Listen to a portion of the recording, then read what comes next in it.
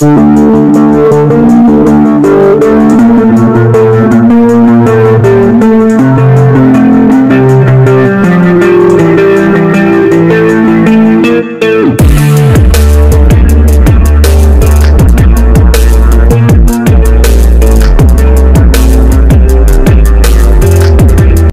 yang sangat dihormati anak buahnya ini sejak kecil ternyata tukang gelut. Sejak kecil pemberani, tidak punya rasa takut. Siapa dia? Jenderal yang sangat dihormati anak buahnya dan sejak kecil tukang gelut itu, dia bernama Gatot Subroto. Namanya kini diabadikan jadi nama rumah sakit milik Angkatan Darat, yakni Rumah Sakit Pusat Angkatan Darat Gatot Subroto yang ada di Jakarta. Dikutip dari buku Pintar Super Lengkap, Pahlawan Nasional, yang disusun Kuncoro Hadi dan Sustianingsih. Jenderal Gatot Subroto lahir di Banyumas, Jawa Tengah pada tanggal 10 Oktober tahun 1907. Menurut Kuncoro Hadi dan Sustianingsih, Gatot Subroto menempuh 2 kali pendidikan militer di masa yang berbeda. Ia menjadi kenil di masa Hindia Belanda dan masuk peta di masa Jepang. Demi militer, Gatot mencurahkan perhatian sepenuh-penuhnya. Ia pun menggagas terbentuknya Sekolah Militer Gabungan Seluruh Angkatan, Akademi Angkatan Bersenjata Republik Indonesia yang sekarang bernama Akademi Militer, AKMI. Sebelum masuk militer, Gatot Subroto mula-mula sekolah di Europese Lagere School, ELS. Tetapi dikeluarkan sebab berkelahi dengan seorang anak Belanda. Setelah itu, Gatot Subroto masuk ke Hollands Inlandse School, HIS. Setelah tamat, ia tidak meneruskan ke sekolah yang lebih tinggi, tetapi bekerja sebagai pegawai. Ternyata jadi pegawai meski dapat gaji memadai tak membuatnya nyaman. Profesi pegawai tidak cocok dengan jiwanya. Gatot Subroto kepincut ingin jadi tentara. Karena itu pada tahun 1923 Gatot Subroto masuk sekolah militer di Magelang.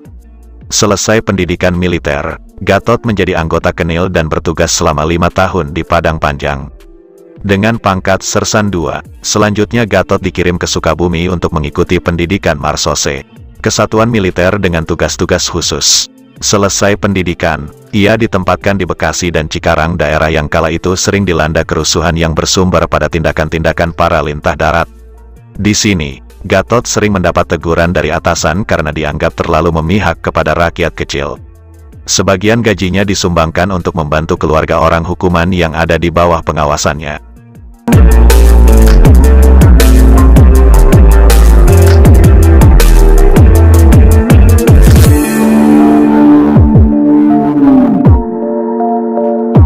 Pada masa pendudukan Jepang, Gatot mengikuti pendidikan Tentara Pembela Tanah Air, PETA, di Bogor.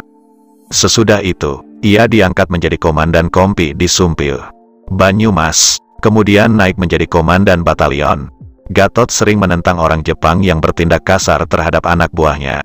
Tahun 1944, Kompi Gatot Subroto mengadakan latihan penjagaan pantai. Ia melihat bahwa anak buahnya sudah sangat letih. Gatot meminta agar pelatih menghentikan latihan, namun tidak digubris. Gatot marah dan melepaskan pedang dan atributnya sambil meninggalkan tempat latihan. Sesudah Indonesia merdeka, Gatot memasuki Tentara Keamanan Rakyat, TKR, Cikal Bakal Tentara Nasional Indonesia, TNI. Di Tentara Republik, Gatot dipercaya memegang beberapa jabatan penting.